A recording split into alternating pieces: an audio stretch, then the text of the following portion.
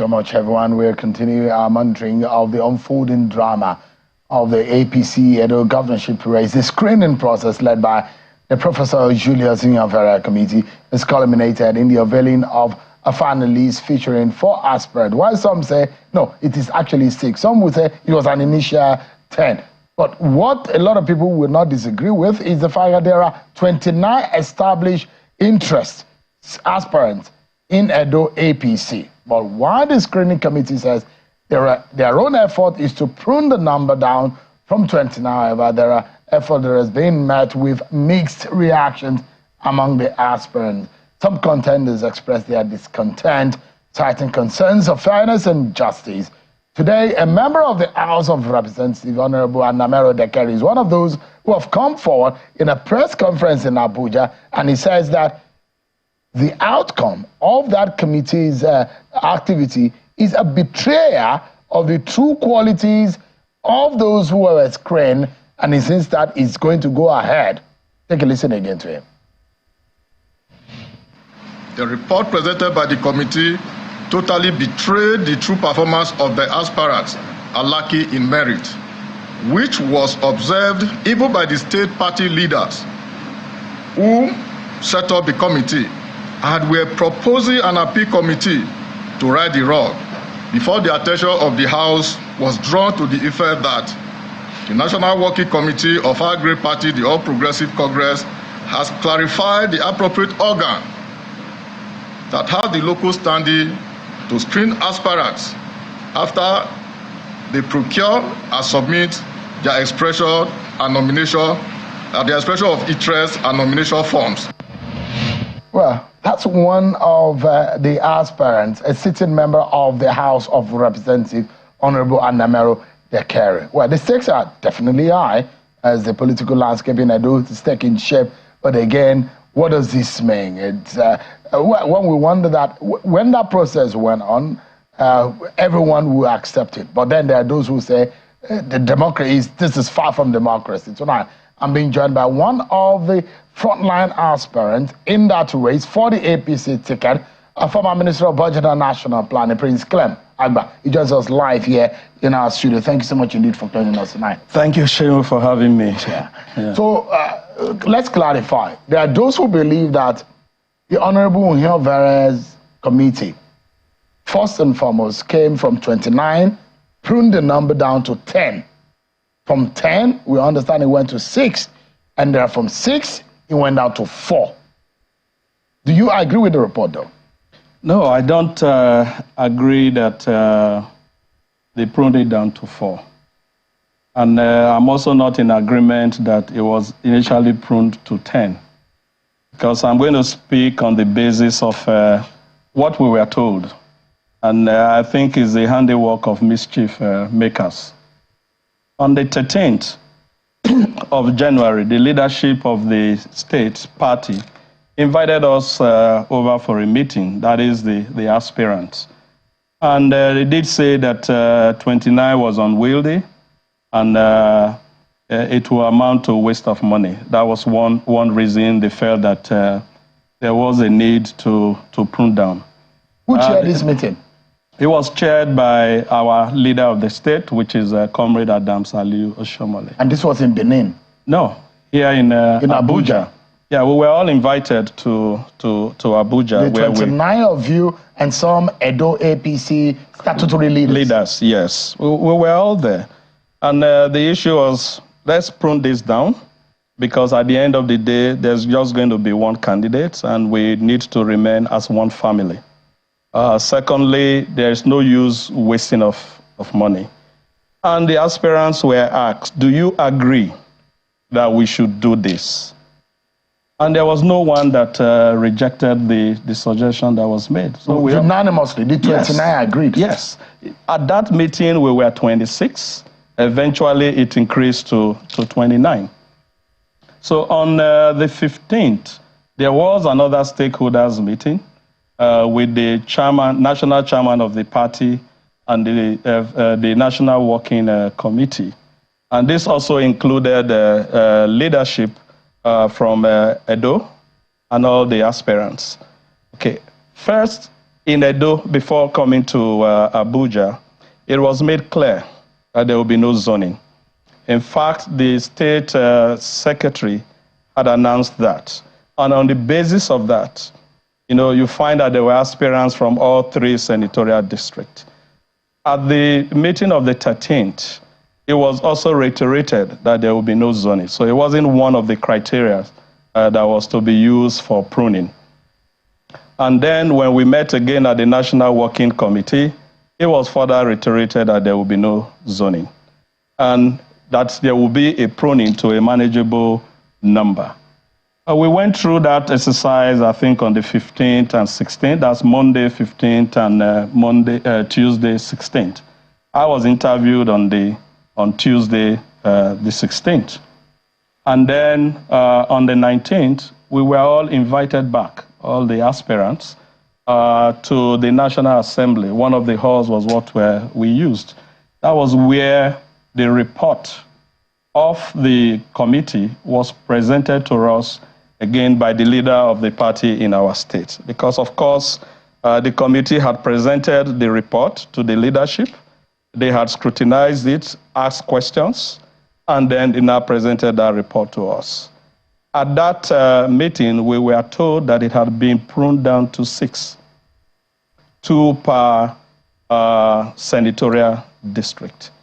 Since that happened, no other meeting has been called. So that's 6? Yes, 6. 2 per senatorial district? Yes. Did you make the cut? Yes, I did. There was no mention of, there was initially 10, and then it's now 6. Nobody mentioned that at that meeting. We were just told that it had been pulled down to 6. Was there a written report of the committee?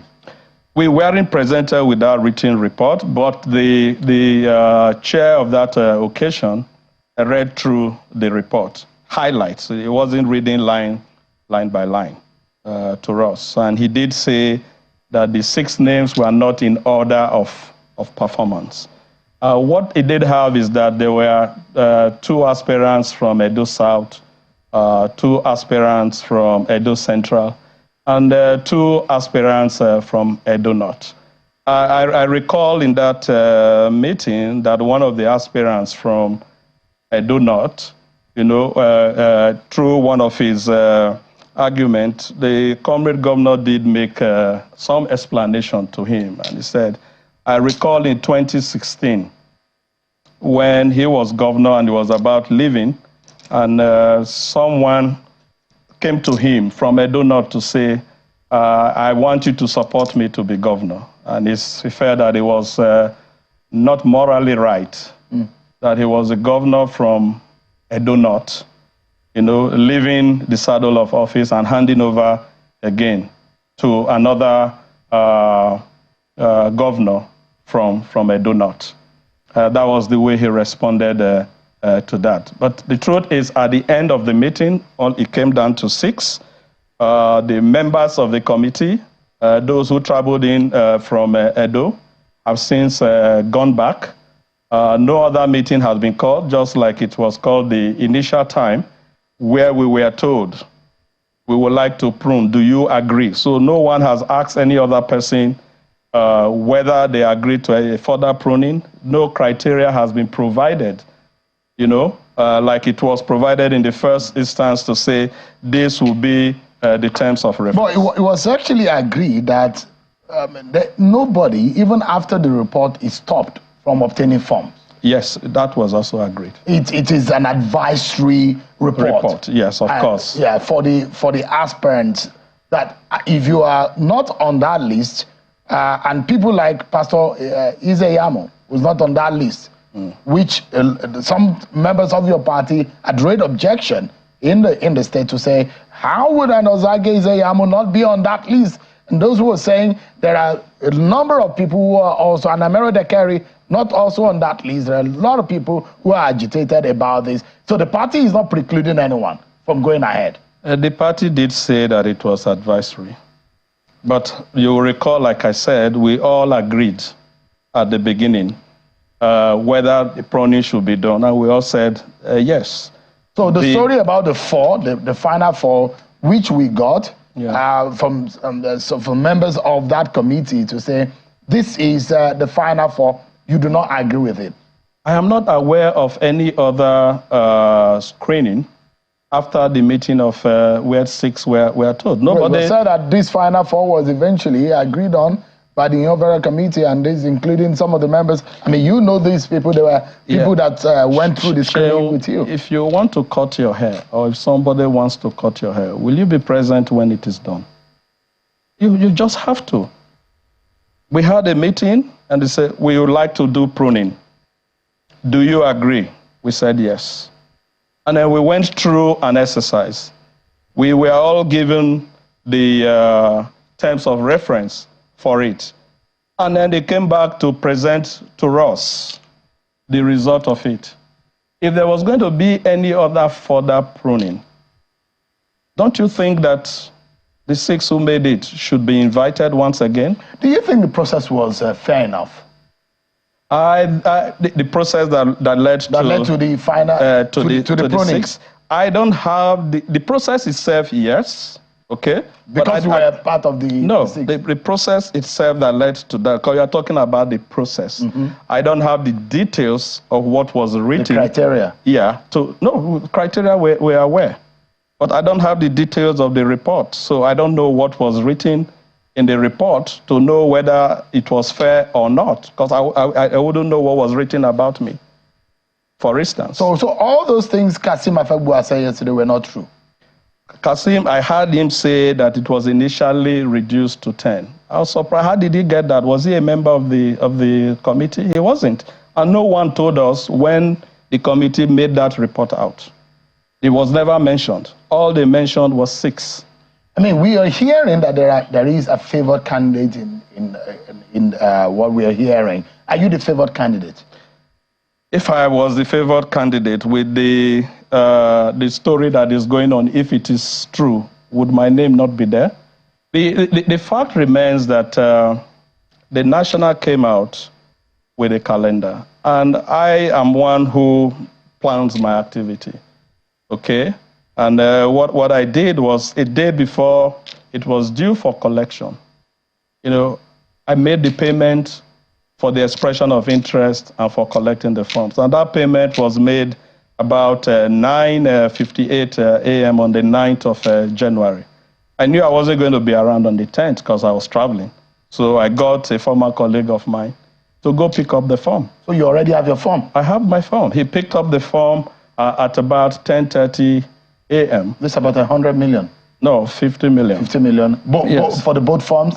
Yes. The expression it's of 10 and 40. 10 and 40. Yes. Making 50. Making 50. At about 1 o'clock that day, there was some communication from the State Secretariat saying no one should collect the form until we go through this process. So you have already... I've already collected the form. I am not a wizard, and there's no way I would know that they were planning to do so. I hear that some people have that against me. They said I disobeyed the party. How would I have known what the party was planning to do if a timetable is out, which clearly states the day collection will start? How is your closeness with Comrade Adams Oshiomhole? I am very close to all the leaders. No, I'm asking about Adams Oshiomhole. He was my boss. He's a friend and a brother. I am close to him. So you're a favored one from that angle? Not necessarily. Is Kazim not also his friend? Is Kazim not his brother? Was he also not his staff? Well, he didn't make the cut. You say you made the cut of 6. Yeah. What I'm trying to say, if it's about that favoritism, Kazim should make it. It wasn't about that. Since you have made the cut from your own, the report you said the committee gave, it looks like you are a favored candidate. Is that what you think? No. The fact is that I understand the problems that the state is going through. Okay, I have reached out to the people. We need a candidate that should be able to win an election for us. And you think you are the one? Of course. Look at the contestants or aspirants from PDP. Look at the aspirants from Labour Party. These are the people we are going to contend with, that we'll be going into debates with. Look at their profiles and see what they have. Look at the 4 right now, and even others, and see what their profile is. And then you tell me what you think. If you go read our profiles, who you think should be the best to handle this in terms of experience. The dynamics of Edo politics is usually different from the intellectualism and those kind of things that you have described. The dynamics and those things that the voters look at are totally different. And in these ways, there are those who will say, you are from the same senatorial district as Comrade Adams Oshomole. Is that right? Of course, that's right. And those who will say, fairly speaking, should the next governor come from that senatorial district? The current governor is from Edo South. He's done 2 terms. 8 years. 8 years. Okay? The current governor is not from Edo North. And I think we have also gone beyond this when the party did say ab initio, no zoning. So you cannot begin to change the rules of the game in the middle of the game. Would that be right? I'm just asking a question that sits in the heart of the sensibilities of the people of Edo State. Yeah, that question has since been answered by the party. Those who are from the Edo South, what do you think they will think about those of you from the North? Adams Oshomole will spend 8 years before Godwin Obaseki from Central will spend 8 years. Where does this leave the Edo South people? No, Godwin Obaseki is from South. It's not from the South. It's not from Central. And it is not an issue of it comes here, it goes around. Look at the problems that the state currently has. If we want to look at the issue of equity, honestly, in fairness, Central has had 2 governors, South has had 4, and the North has only had 1, who would say Comrade Adams Oshomole. If you look at number of ministers, Central has had 5, the South has had 3, and I was the first from the North. We have the second one, and I was also a minister of state, not a full-fledged minister. So if you look at it from this perspective, will you say that there's equity? Again, when you look at faithfulness to the party, Edo North has been very, very faithful to the party. Since 2007, I have delivered from my unit, my ward, my local government, and my senatorial district. In fact, in the second term of Comrade Adams Oshomole, the 2012 elections, from my unit, it was 100%. And he did say to me, Clem, I didn't ask you to go and commit murder. I always say we should win. Because having seen the work that he did from 2008 when he came in, it made it a lot easier for me in 2012 because there was something to speak to. And that's also the issue now. Because when I say I consider myself the best, I was a commissioner in the state and I did work. But there are those who will compare you to the likes of Osage Izeyamu, who has been an institutional politician in Edo State.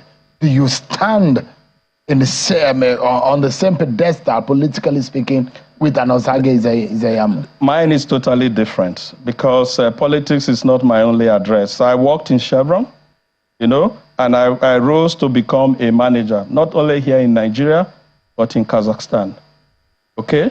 And it was from Chevron I took a leave of absence and I came to Edo. And the urban renewal you find in Benin was my product. Under Adams Oshomole? Under Adams Oshomole. I did the designs. Yes, he was the governor, so he was leading the team. But people had to generate some of those ideas. And I did in most of the cases. As a minister, I attracted several projects to the state, like never before. Which is one ground some people seem to have with me because they feel that once you attract projects, you are making money and you should come and share money. Let me take you to the area of your capacity. Yeah. You have talked about your experience, your profile, your pedigree, but then do you really understand the problem and the challenges of Edo people today? And if you do, what would you say is the primary challenge or problem of the people of Edo today? Right now in Edo, the people feel pain. You know, They do not have a governor who has empathy for them and the problems that the state has. During Comrade Adams Ali Oshomole's regime, those 8 years, there was substantial progress that was made in infrastructure. Okay, and when I'm talking of infrastructure here, it's both road infrastructure, flooding infrastructure, the urban renewal programs that we did. At the time I came to Edo in 2009, there were no streetlights anywhere in Benin, the state capital. There were no walkways in Benin. We had to redesign Benin. In fact, Airport Road was a single carriageway. When Uyi and I, who was Commissioner for Works, we did the design, some people said we were going to bring down the palace wall. Thanks to His Royal Majesty, who said, if we have to bring down the wall, let us do it. He wanted development. The same thing too for Saple Road, and all these roads I'm mentioning now, they are federal roads. Okay? A few days ago, I was saying to some people, Edo is a huge agrarian place, whether it's Edo North, Edo Central, or Edo South, rich in agriculture. But our post-harvest loss in Edo is 60%. So it means that our farmers are laboring in vain. Again, you look at the inflation rate, 26% inflation. But when you look at food inflation, it is 33.2% for a state that produces food. So a cob of corn that sells in the rural area for 15 naira will be sold in Benin for 2,000. That will not be right. You know, so you need someone who has the understanding, that knows the state, to fix this problem. But what exactly, I mean, if you, because you are a scientist from what I gather, isn't it? I'm an economist. You're an economist. So in that sense, when we say what is the statement of the problem, we have to be able to encapsulate it in one single statement. What would you say is the one problem of Edo people? The one problem of Edo people is poverty. Do you have the figures? Do you have the numbers? Yes, I do. What are the figures saying? Multidimensionally, the rural areas are poor. Okay? In terms of monetary poverty, the urban areas are poor. And there are 2 different types of poverty. You know, in Nigeria, we have said that in terms of monetary poverty, there are 69.5 million poor Nigerians. But multidimensionally, there are 133. And what multidimensional poverty here means is lack of access to basic education, lack of access to basic health, a lack of access to potable drinking water, a lack of access to sanitation. And when you see Edo of today, okay, multidimensionally, it's really, really poor. When you look at the schools, there are no teachers. Schools have 2.5 teachers, and that is wrong. So how are you going to fix that? Okay, the way to fix it is in my trust program, transforming our rural and urban spaces together. Okay, for schools, for instance, ensure that in the rural areas, there is accommodation that is provided for teachers, because it is one thing that discourages them from coming to school. I went to St. John's College, Foga, which is a rural area. Our teachers had accommodation provided.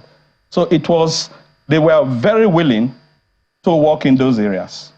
Then when we look at the issue of basic health, for instance, you will find that anyone who is sick in Edo North that requires some specialist treatment, you have to travel all the way to Irwa, or you go to Benin.